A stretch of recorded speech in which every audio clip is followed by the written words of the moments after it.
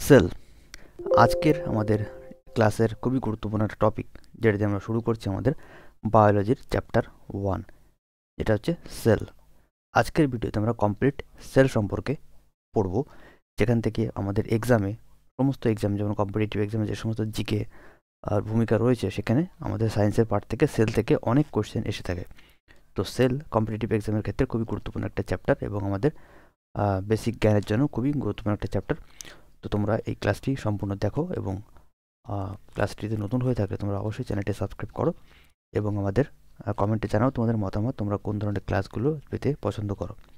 তো চলো, আজকে তোমাদের সেল সম্পর্কে কিছু এমনভাবে আমরা সেল এই প্রিভিউটা সাজিয়েছি, তোমাদের একটা ভিডিও দেখলে সমস্তটা ক্লিয়ার হয়ে যাবে এবং এর বাইরে কোনো কোশ্চেন আসার সম্ভাবনা থাকবে না। তো চলো আমরা পরপর স্লাইডগুলো দেখি। সেল সম্পর্কে আমরা জানবো যে সেল কি। দেখো, সেল হচ্ছে আমাদের the smallest unit that can perform all activities of life. Cell হচ্ছে আমাদের জীবনের, মানে যারা জীবন্ত প্রাণী তাদের জীবনের যে মৌলিক একক, সব থেকে ক্ষুদ্র যে একক, যেখান থেকে জীবনের স্পন্দন সৃষ্টি হয় বা এনার্জি সৃষ্টি হয়, যেখান থেকে প্রোটিন তৈরি হয়, সেই ইউনিট হচ্ছে সেল বা কোষ, যেটাকে building block of every living organism, যেটাকে এভরি মানে জীবন্ত প্রাণীদের বিল্ডিং ব্লক বলা হয়ে থাকে। যেমনটা দেখো, আমাদের একটা বাড়ি তৈরি করতে গেলে কি দরকার হয়? ইটের দরকার হয়। মানে একটা ইট থেকে কি ধরে একটা ইটটাকে তুমি সেলের সঙ্গে বা কোষের সঙ্গে তুলনা করতে পারো। যেমন ইট থেকে তোমার একটা দেওয়াল তৈরি হচ্ছে, এই একটা দেওয়াল দিয়ে তোর বাড়ি তৈরি হবে না, এরকম পাঁচটা দেওয়াল দিয়ে তোমার সাজিয়ে সাজিয়ে একটা বাড়ি তৈরি হচ্ছে।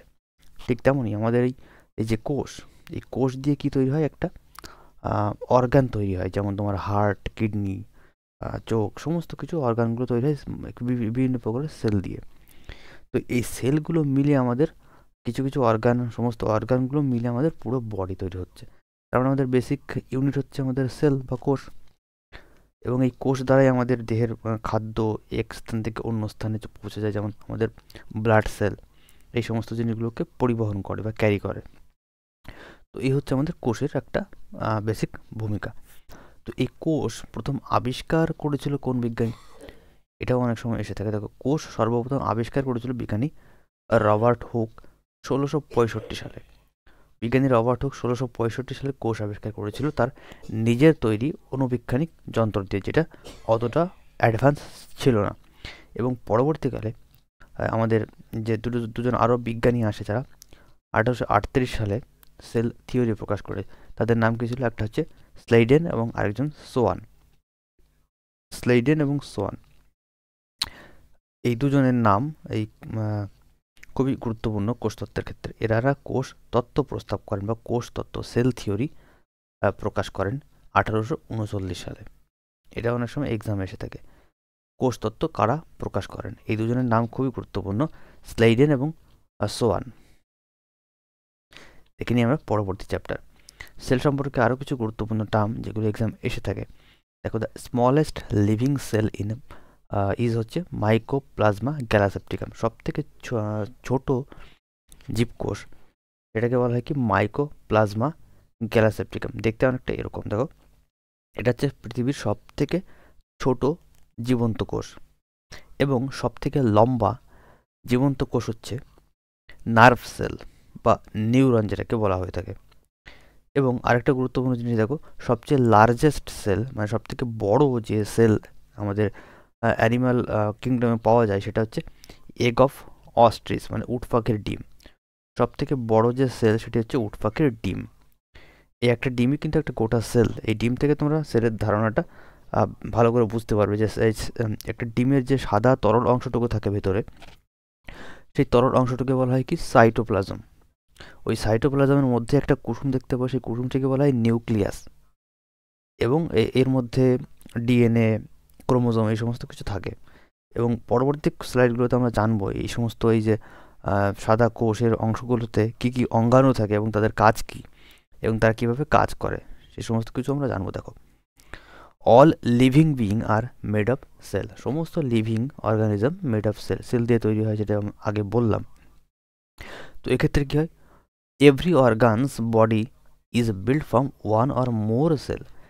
মানে প্রত্যেকটা অর্গান বা অর্গানিজম, কোনো জীব আছে যেগুলো শুধুমাত্র একটা সেল দিয়ে তৈরি হয়, যাদের ওই একটা সেলের মধ্যেই সমস্ত পরিপাক ক্রিয়া সমস্ত কিছু ঘটে, সে তাদেরকে বলা হয় কি ইউনিসেলুলার অর্গানিজম। এবং মাল্টি সেলুলার অর্গানিজম কারা? যারা প্রকৃতিতে এক্সিস্ট করে অনেক লং টাইম, যাদের রেচনতন্ত্র থেকে শুরু করে খাদ্য ডাইজেশন প্রক্রিয়া থেকে শুরু করে রেচন প্রক্রিয়া পর্যন্ত সম্পন্ন হয়, সেই সমস্ত অ্যাডভান্স লেভেলের যে সমস্ত প্রাণী, তারা মাল্টি সেলুলার অর্গানিজম দিয়ে তৈরি হয়, যেমন lakh lakh million million sell দিয়ে এগুলো সৃষ্টি হয়। যেমনটা দেখা যায় আমাদের উদ্ভিদ প্রাণীদের ক্ষেত্রে। দেখো আরেকটা জিনিস দেখো, আমাদের যেমন স্পার্ম সেল এবং ওভাম সেল। স্পার্ম সেল হচ্ছে পুরুষদের ক্ষেত্রে এবং ওভাম সেল হচ্ছে মহিলাদের ক্ষেত্রে। যখন এই দুটো সেল একসঙ্গে মিলিত হয়ে যায়, এর থেকে কিছু ক্রোমোজোম আসে এখানে এবং এর থেকেও কিছু ক্রোমোজোম আসার পরে কী হয়, ফার্টিলাইজেশন হয় এবং যার ফলে কি নতুন জাইগট বা ভ্রূণ তৈরি হয়। এই ভ্রূণের মধ্যে আমাদের যে মেল বডি থেকে কিছু ক্রোমোজোম আসে এবং ওভাম বডি বা আমাদের ফিমেল বডি থেকেও কিছু ক্রোমোজোম আসে এবং দুটোর থেকে কিছু কিছু ডিএনএ নিয়ে তোমাদের নতুন জাইগোট বা নতুন ফেটাস তৈরি হয় এবং যার ফলে কিছু সময়ের মধ্যে সেটা পরিপূর্ণ একটা হিউম্যান বেবিতে পরিণত হয়। এটা হচ্ছে একটা খুব ভালো একটা উদাহরণ। দেখো তোমরা বুঝতে পারবে যে সেল থেকে কীভাবে আমাদের পুরো একটা সম্পূর্ণ মাল্টি সেলুলার অর্গানিজম তৈরি হচ্ছে। একটা সিঙ্গেল সেল থেকে না, দুটো সিঙ্গেল সেল থেকে এখানে তৈরি হচ্ছে একটা কমপ্লিট একটা হিউম্যান বডি। তো সেক্ষেত্রে তোমরা বুঝতে পারবে যে সেল হচ্ছে আমাদের বিল্ডিং ব্লক, বা সেল থেকেই আমাদের জন্ম সৃষ্টি, বা আমরা প্রত্যেকেই সেল থেকেই সৃষ্টি।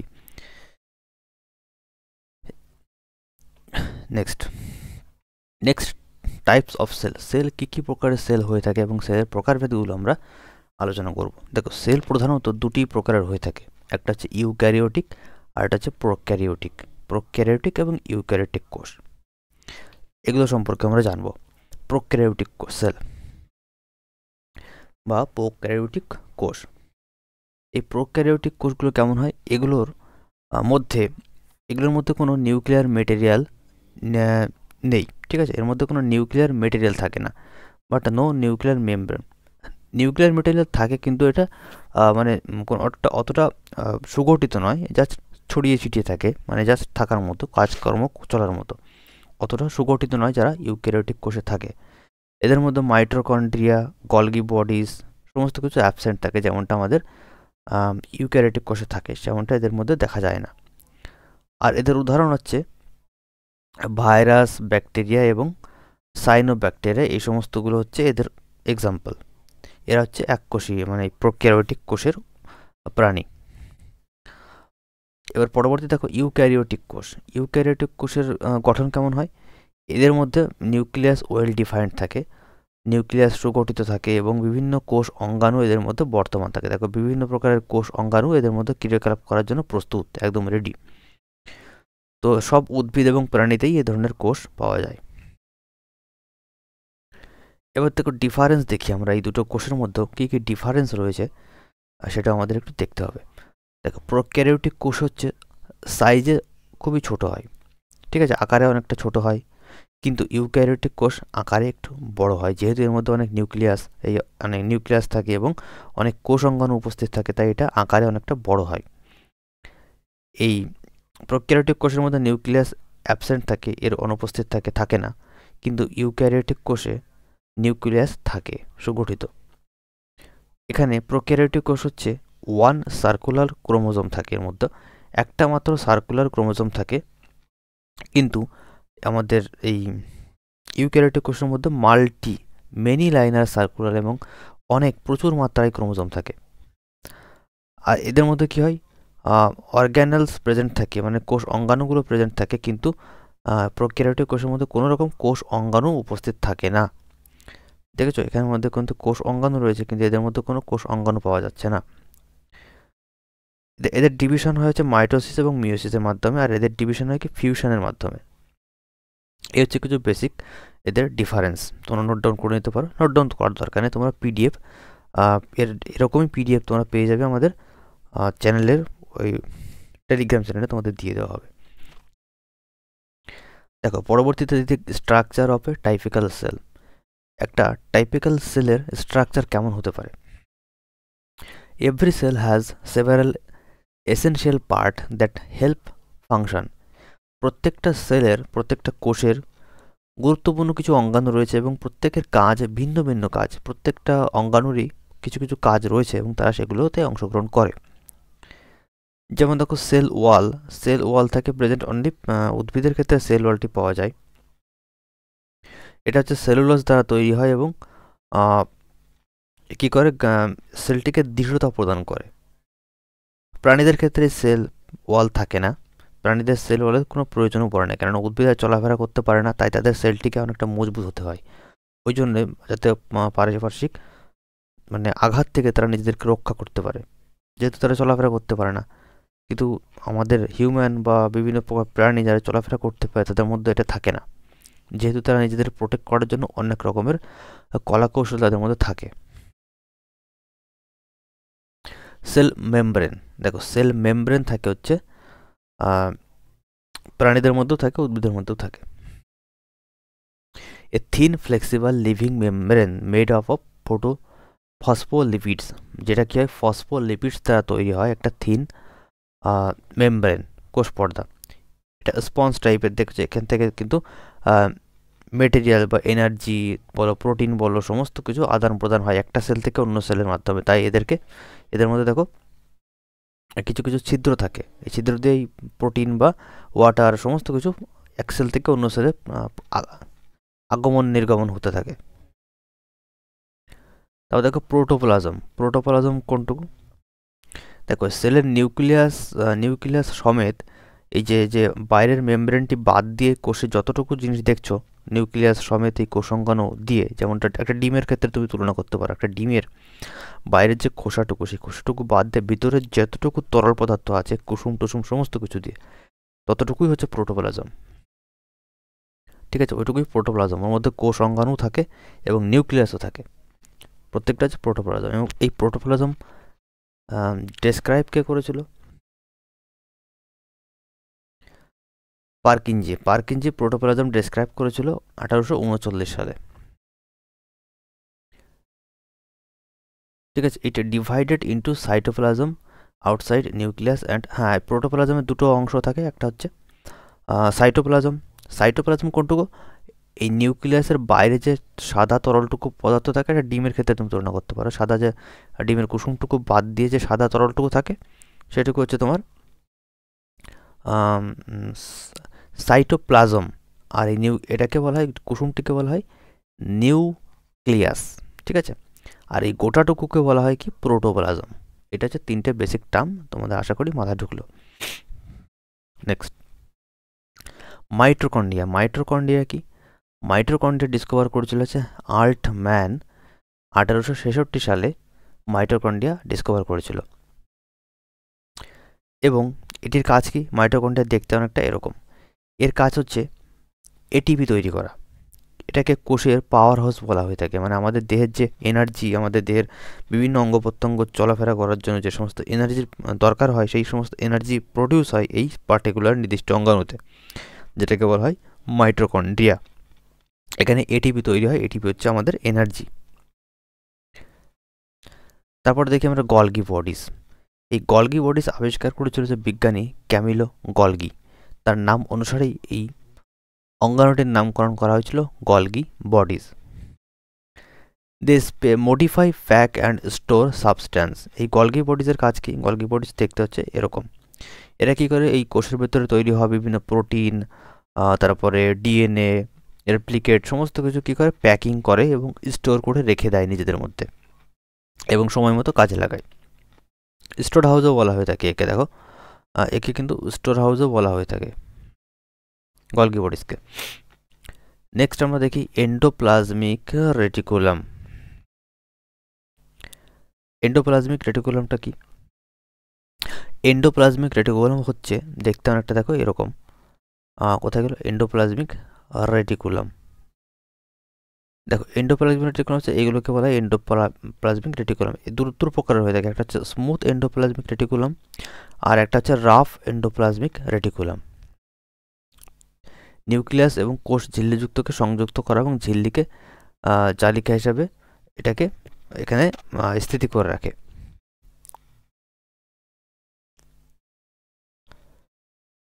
এটা আরেকটা কাজ করে কি, ট্রান্সপোর্ট এবং প্রোভাইড সাপোর্ট। এটাকে বিভিন্ন কোষের অঙ্গাণুগুলো নিউক্লিয়াসে প্রেরণ করে এবং বাইরে পাঠায়, এবং এই যে নিউক্লিয়াসটাকে সাপোর্ট প্রদান করে এই যে রেটিকুলামগুলো।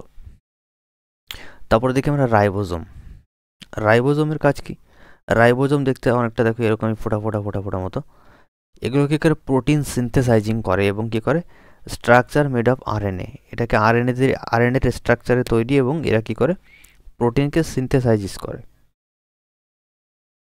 নেক্সট আমরা দেখি লাইসোজোম। লাইসোজোম হচ্ছে single membrane sacs containing digesting enzyme. এই লাইসোজোমই খুবই গুরুত্বপূর্ণ একটা কোষ অঙ্গাণু। দেখো এই লাইসোজোম হচ্ছে দেখতে অনেকটা এরকম, লাইসোজোম এই যে দেখো, ঠিক আছে। এই লাইসোজোমগুলোর কাজ কি? এদের মধ্যে কিন্তু ডাইজেস্টিক এনজাইম থাকে, এক ধরনের ডাইজেস্টিং তরল পদার্থ থাকে, যেগুলো কি হয়, দেখা গেলো কোষের মধ্যে কোনো অঙ্গাণু, দেখা গেলো কোনো একটা মাইটোকন্ড্রিয়া ড্যামেজ হয়ে গেছে, কাজ করছে না, তখন কি করবে এই গলগি বডিজ এই মাইটোকন্ড্রিয়ার উপরে নিজের এনজাইমগুলোকে ছিটিয়ে দেবে এবং এটিকে মেরে ফেলবে, ডিস্ট্রয় করে ফেলবে এবং নিজের মধ্যে নিয়ে নেবে। তো সেক্ষেত্রে কী করে, আমাদের কোষের বিভিন্ন ড্যামেজ হওয়া থেকে রক্ষা করতে পারে সেক্ষেত্রে। কিন্তু দেখা গেলো একটা কোষই আমাদের ওয়ার্ক করছে না, ড্যামেজ হয়ে গেছে, তখন কী করবে, এই লাইসোজোমগুলো নিজেদের এনজাইম পুরো কোষে ছিটিয়ে দেবে এবং ছিটিয়ে দেওয়ার পরে পুরো কোষটিকেই ড্যামেজ করে দেবে এবং নিজেও ডিস্ট্রয় হয়ে যাবে। সেক্ষেত্রে কী হয়, এটাকে আত্মঘাতী থলিও বলা হয়ে থাকে, সুইসাইডাল ব্যাগ বলা হয়ে থাকে। এই জন্য এই যে লাইসোজোমগুলোকে, যেহেতু এখানে ডাইজেস্টিং এনজাইম থাকে, মানে এটা পুরো কোষটাকেই মেরে ফেলতে পারে। যেমন আমাদের চোটফোট লাগলে কী হয়, আমাদের সেখান থেকে কোষগুলো কি মরতে থাকে বা ধ্বংস হতে থাকে, মানে কোষের কিছু নির্দিষ্ট পার্টগুলো ড্যামেজ হয়ে যায় এবং তার ফলে ওই লাইসোজোম কী করে, ওই কোষগুলোকে নিজের এনজাইম ছিটিয়ে কোষটিকে পুরোটা ধ্বংস করে ফেলে।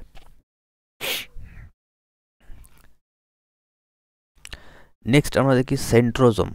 সেন্ট্রোজোম শুধুমাত্র অ্যানিম্যাল বডিতেই পাওয়া যায়। এটা কি করে, contain centriole which helps in spindle formation during cell division. এই সেন্ট্রোজোম কি নিউক্লিয়াসের মধ্যে থাকে, যারা কি করে সেন্ট্রিওল, এটা হচ্ছে ক্রোমোজোম তৈরি করে, মানে ক্রোমোজোমের স্পিন্ডল তৈরি করে এবং যারা কোষ বিভাজনের সময় কাজে লাগে। এটা পরবর্তীতে জানবো। দেখো এখন আমরা দেখি প্লাস্টিড কি। প্লাস্টিড দেখো শুধুমাত্র প্ল্যান্ট বা উদ্ভিদ কোষেই পাওয়া যায়, এটা প্রাণী কোষে পাওয়া যায় না প্লাস্টিড। এই প্লাস্টিডের জন্যই দেখো তোমরা টমেটোর কালার, তারপরে লাল হতে পারে, সবুজ হতে পারে, এই সমস্ত এই প্লাস্টিডের কারণেই হয়ে থাকে। মানে এরা পিগমেন্ট তৈরি করে, কালারিং পিগমেন্ট এই উদ্ভিদের ফল ফুলে। এরা তিন প্রকার হয়ে থাকে, যে প্লাস্টিড তিন প্রকার হয়ে থাকে, একটা হচ্ছে ক্লোরোপ্লাস্ট, আর একটা হচ্ছে ক্রোমোপ্লাস্ট, আর একটা হচ্ছে লিউকোপ্লাস্ট। ক্লোরোপ্লাস্ট, ক্রোমোপ্লাস্ট এবং লিউকোপ্লাস্ট। ক্লোরোপ্লাস্টের কাজ হচ্ছে কি, এটাতে ক্লোরোফিল থাকে, এই ক্লোরোপ্লাস্টের মধ্যে ক্লোরোফিল থাকে এবং যেটা গ্রিন সানলাইট বা সূর্যের আলো শোষণ করে এবং ফটোসিনথেসিসে বা সালোক সংশ্লেষে সাহায্য করে এই ক্লোরোপ্লাস্ট, এবং গ্লুকোজ তৈরি করে, মানে গাছের এনার্জি তৈরি করে। এটাকে যেহেতু উদ্ভিদের রান্নাঘরও বলা হয়ে থাকে, এখানে খাদ্য তৈরি হয় উদ্ভিদের জন্য। আর এই ক্রোমোপ্লাস্টের কাজ কি, ক্রোমোপ্লাস্টের কাজ হচ্ছে রেড পিগমেন্ট কন্টেইন করে, এর মধ্যে রেড পিগমেন্ট থাকে, যারা কি করে রেড পিগমেন্ট থাকে এবং ইয়েলো পিগমেন্টও থাকে, মানে লাল বর্ণ এবং হলুদ বর্ণ এই ক্রোমোপ্লাস্টের কারণে হয়ে থাকে উদ্ভিদের ফলগুলোতে এবং ফুলগুলোতে। আর লিউকোপ্লাস্টের হচ্ছে কোনো কালার থাকে না, এটা জাস্ট কন্টেইন পিগমেন্ট থাকে, এটা স্টার্চ সঞ্চয় করে রাখে।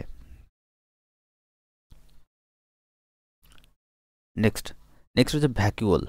ভ্যাকুওল হচ্ছে ফ্লুইড ফিল্ড স্পেসেস, এখানে আমাদের বেশিরভাগটাই ফ্লুইড থাকে, মানে তরল পদার্থ থাকে। এই যে কোষের যে জেলি অংশটুকু, এটা এখানে কন্টেইন হিসাবে থাকে, যেখানে কম পড়ে গেলে এখান থেকে এটা ট্রান্সফার হয়, এবং প্রোটিন বিভিন্ন প্রকারের জিনিসও এখানে থাকে,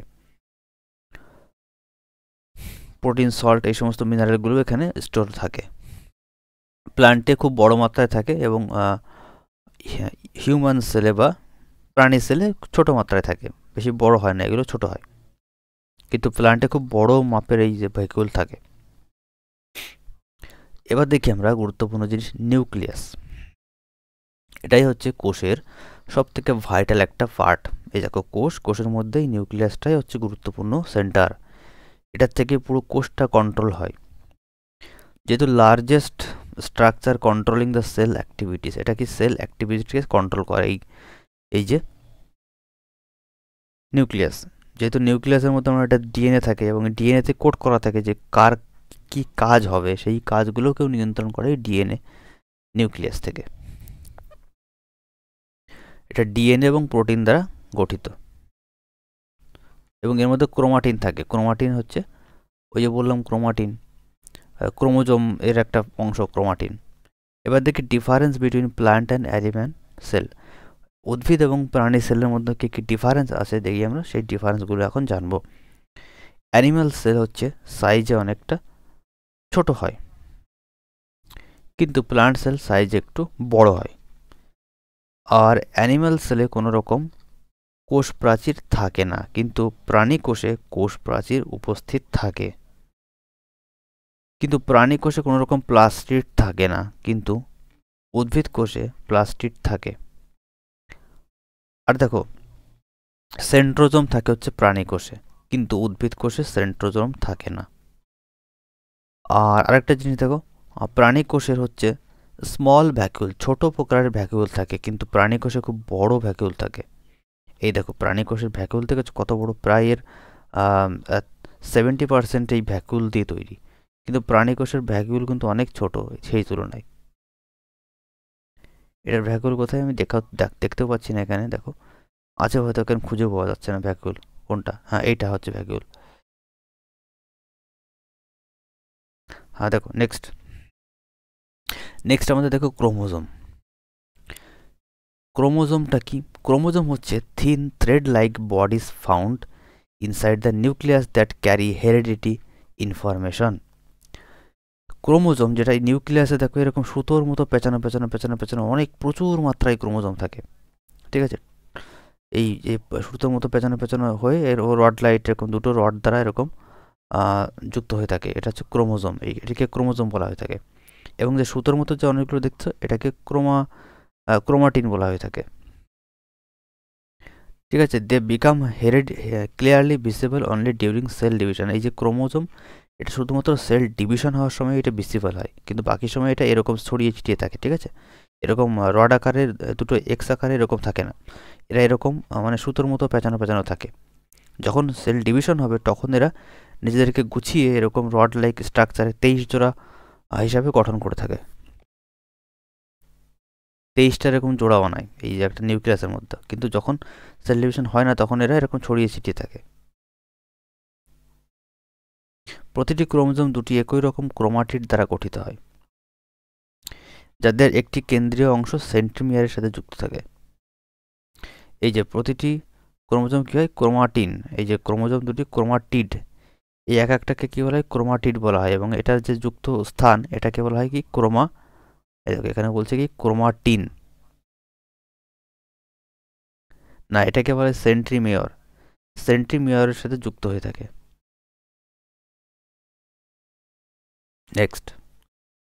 নেক্সট আমাদের কি দেখো, নেক্সট আমাদের হচ্ছে ক্রোমোজোম কোন প্রাণীতে কত প্রকারের ক্রোমোজোম রয়েছে সেই ক্রোমোজোম সম্পর্কেও বিভিন্ন এক্সামে কোশ্চেন এসে থাকে। হিউম্যানের মধ্যে থাকে কি 46টি ক্রোমোজোম, মানে 23 জোড়া। কুত্তার মধ্যে থাকে হচ্ছে 78 জোড়া, কুকুরের মধ্যে থাকে 78 জোড়া, এবং পির মধ্যে থাকে কি 14টি, এবং হর্সের মধ্যে বা ঘোড়ার মধ্যে থাকে হচ্ছে 64টি। এই দেখো গরুর মধ্যে থাকে 30 জোড়া, এবং মুরগির মধ্যে থাকে হচ্ছে 39 জোড়া। হিউম্যানের মধ্যে 23 জোড়া থাকে। ব্যানানার মধ্যে থাকে হচ্ছে 11 জোড়া, এবং ফ্রুইট ফ্লাই বা আরশোলার মধ্যে থাকে 4 জোড়া।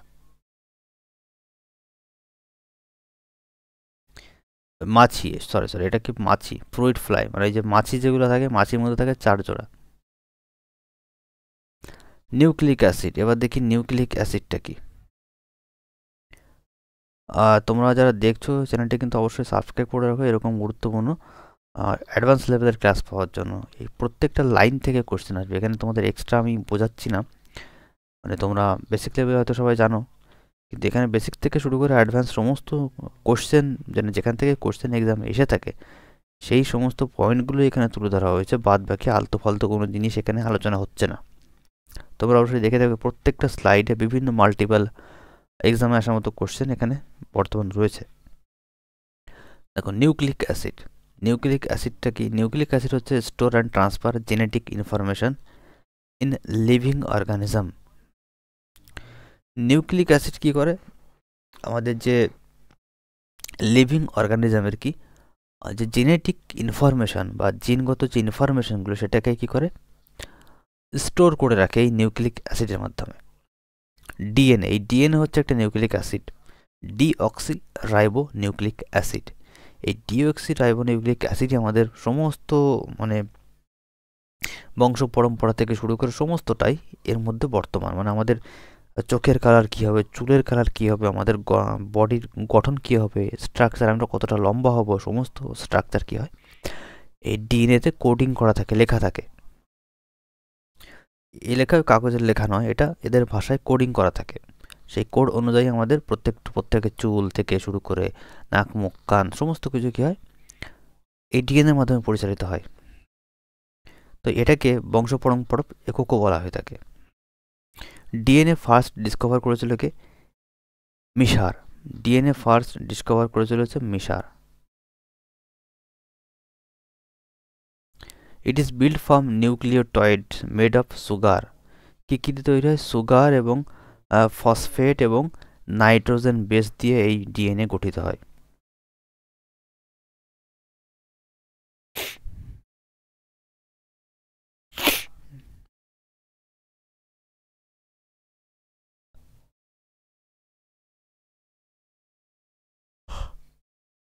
দেখো Watson and Crick model. Watson and Crick model কী হয়েছিল কি? DNA has a double helix shape that look like a twisted hand ladder. তোমরা এই যে অনেক সময় দেখবে ঘরের সিঁড়ি দেখেছো, যেমন এই পেঁচানো যে লোহার সিঁড়িগুলো থাকে না, এরকম পেঁচানো পেঁচানো থাকে, ঠিক সেই সিঁড়ির মতো হচ্ছে এই ডিএনএর গঠন। এরকম সিঁড়ি বেয়ে বেয়ে উপরে চলে যায়। এই ডান্ডাগুলো দেখো সবই প্রোটিন দ্বারা গঠিত।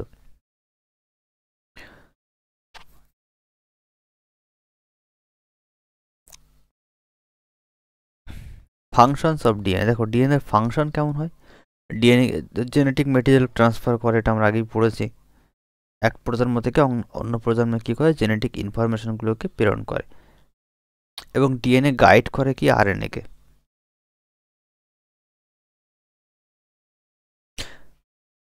এবার দেখি আরএনএ কি। আরএনএও হচ্ছে এক প্রকার নিউক্লিক অ্যাসিড। এটাতেও বিভিন্ন প্রকার আমাদের ইনফরমেশন বর্তমান থাকে, মানে কোষের বিভিন্ন কার্যকলাপ আরএনএ দ্বারাও পরিচালিত হয়ে থাকে।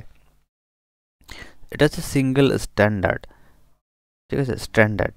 মানে এটাতে যেহেতু আমাদের ডিএনএতে কী করে ডবল ল্যাডার থাকে, কিন্তু এখানে আমাদের কি সিঙ্গেল স্ট্যান্ডার্ড থাকে।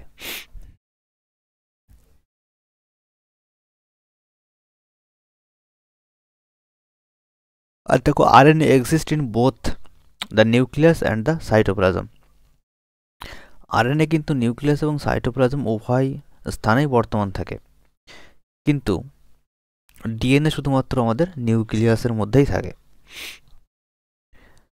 দেখো টাইপস অফ আরএনএ, আরএনএর কিছু প্রকারভেদ রয়েছে এখানে। আরএনএ এক প্রকার হচ্ছে কি এমআরএনএ। এর কাজ কি?